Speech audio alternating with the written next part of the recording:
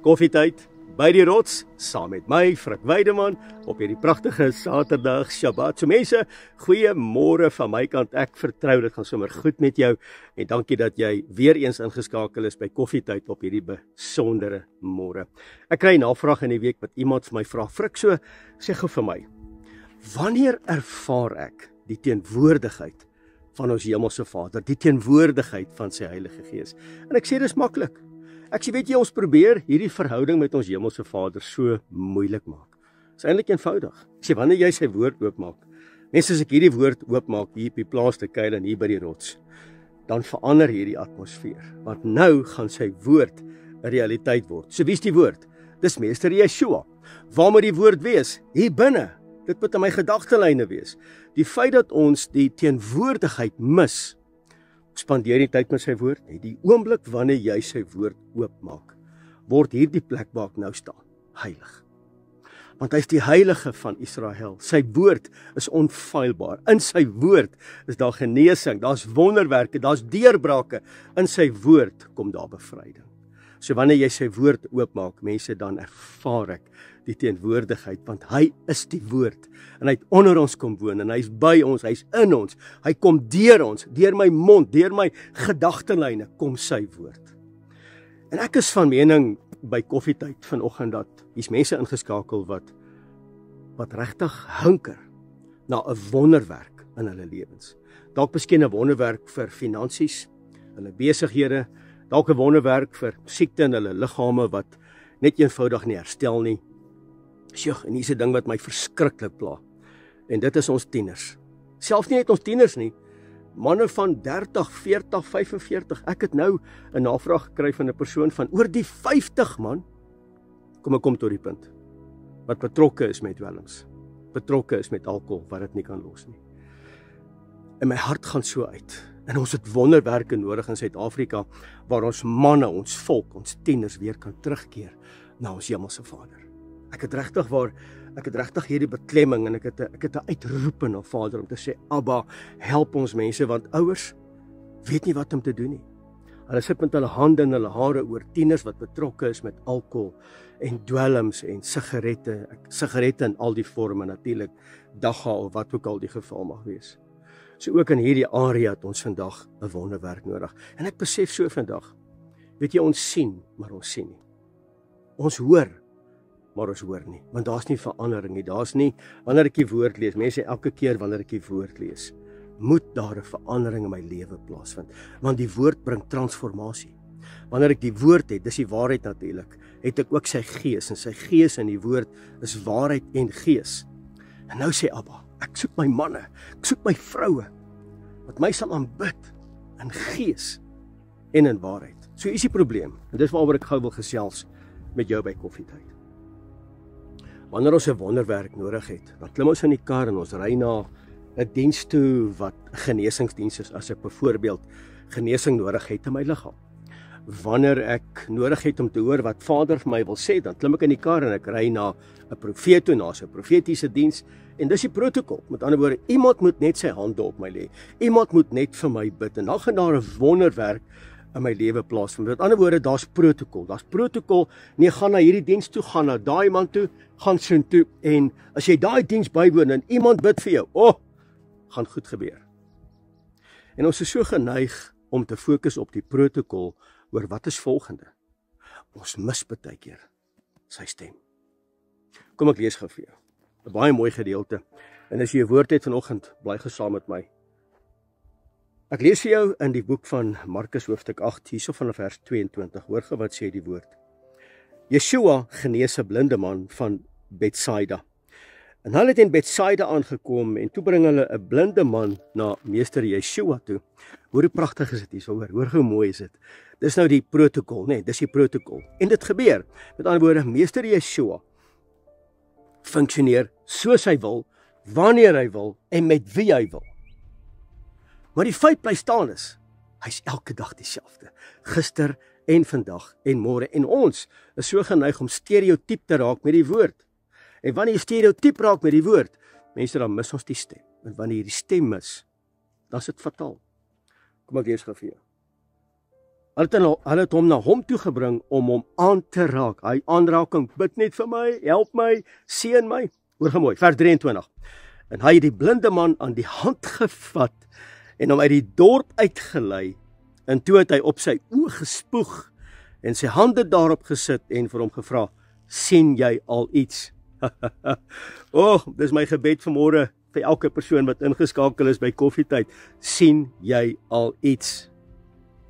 En hy het sy oë geknip en gesê, ek sien mense, iets soos bome. Met ander woorde, hierdie man kon al gesien het, en iets het gebeur dat hy blind geword het, want hy het bome erken. Anders sou hy nie geweet het, hoe lyk 'n boom nie. So aan die woorde, hierdie man kon op 'n stadium sien, en hy het blind geword, en nou kan hy weer sien. Selfde met my en jou. Op 'n stadium het ons kon sien van wie ons verhouding, en die verhouding het vervaag, en ons het weer blind geword, en daar's 'n geestelike blindheid, en nou sien ons nie meer nie. En nou hardloop ons na mense toe, en dis die protokol, hulle moet my by die hand vat, hierdie mense moet vir my bid, hulle moet hulle hande op my lê, en dan sal daar 'n wonderwerk op my lewe plaasvind. Hoor ge wat gebeur? En dit gebeur toe nou ook so, hoor ge hierso. Vers 24. En hy het sy oë geknip en gesê, ek sien mense, iets soos bome, ek sien hulle loop, maar hoor nou hier, tweede keer, daarna het meester Yeshua weer sy hande op sy oë gesit, en die man het sy oë oopgemaak, en hulle was reg, en hy het alles duidelik gesien. Ander woorde, 2 keer. Hier kom hierdie blinde man, spoeg op sy oë, pum pum, en hy salf sy oë, en hy sê vir hom, kan jy sien? Hy sê, nog nie heeltemal nie, ek sien iets soos mense, hulle lyk soos bome, ek het nog nie duidelikheid nie, die tweede keer. Lê hy sy hande op sy oë, en hy sê vir hom, kan jy sien? En hy sê, duidelik. Dis die protokol. En dis wat ons vandag doen. En nou sien die disippels wat gebeur het met hierdie blinde man. En 'n bietjie verder, in die boek van Markus, hoofstuk 10, is daar weer 'n gedeelte van 'n blinde man. En my gebed vanoggend by koffietyd is dat ons weer by koffietyd sal sien, wat beteken sy woord. En wanneer ons sien die grootheid en die almag van ons hemelse Vader, dan sal alles begin duideliker word. Duideliker, wat is my doelwit? Wat is u plan vir my? Waarheen moet ek gaan? Ek staan voor 'n kruispunt in my lewe, ek moet 'n besluit neem, maar Abba, ek weet nie, want ek sien nog nie duidelik nie. En hier op 'n stadium kom daar 'n blinde man en hy hoor meester Yeshua, en hulle is daar in Jerigo se area, en hierdie blinde man se naam is Bartimeus.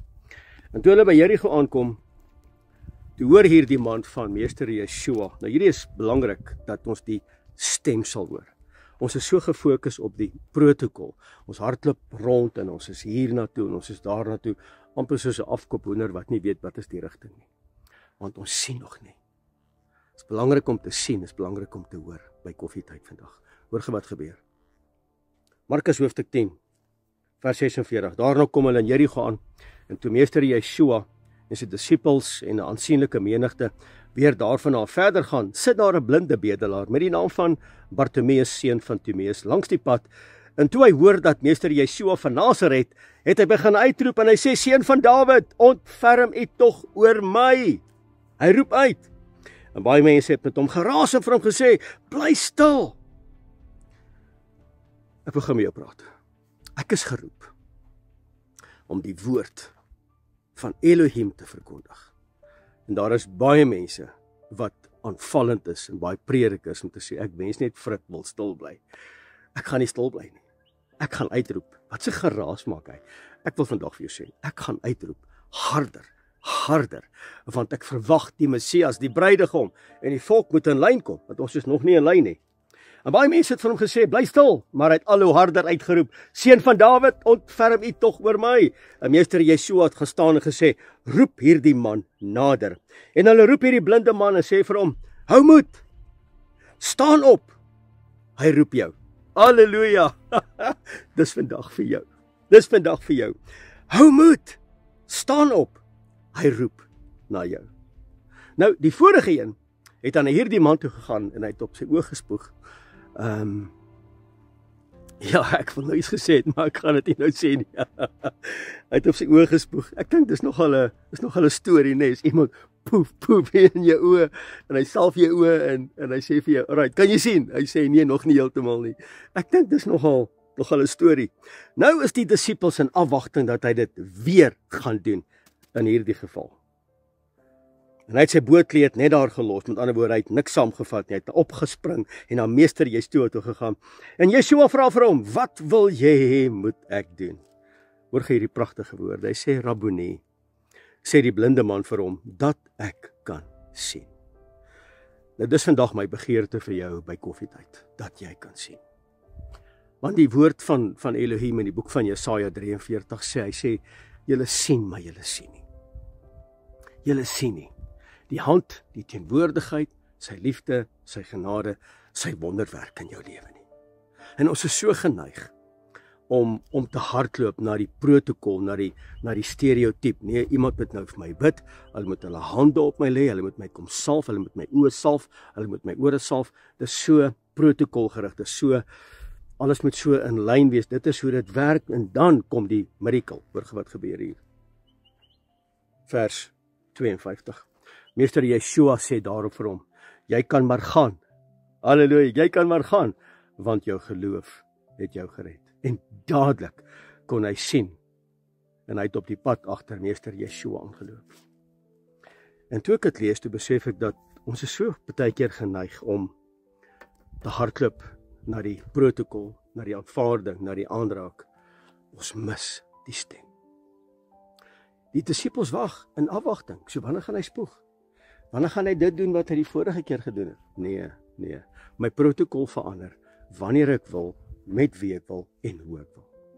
En vandag by koffietyd is dit my gebed vandag, dat ek en jy sal sien. Gaan, jou geloof het jou gered. En baie keer net 'n woord. En dis hoekom daar nie wonderwerke plaasvind nie, want ons is so geneig om agter mense aan te hardloop, en pastore en predikers en profete en genesingsdienste. Ons mis die stem. En wanneer hy met ons praat en hy sê vir ons, gaan, jou geloof het jou gered. Jy kan sien. En dat ons van daar af agter hom sal aanloop, want die woord bring bevryding. Die woord bring genesing. Die teenwoordigheid. Baie mense vra, en ek het dit in die begin gesê, wat is die teenwoordigheid wanneer jy sy woord oopmaak? Wanneer jy sy woord lees. Ja, mense, mag jy geseënd wees, mag jou ore luister wat die Gees aan die gemeente sal sê. En dat ons sy woord weer sal carpe diem, deel maak van ons eie lewens, en dat sy heilige naam deur alles verheerlik sal word. Mense, baie dankie dat jy ingeskakel was by koffietyd op hierdie pragtige, besondere dag. En mag die vrede van Skepper God met elkeen wees. En my gebed in die besonder is dat jy die woord sal hoor. Jy hoef nie rond te hardloop nie. Hy's by jou, hy's op jou bedkassie, hy's in jou. En wanneer jy die woord deel maak van jou lewe, dat jy kan sien. Dis my gebed in die wonderbare naam van Meester Yeshua, en my gees roep uit, Halleluja!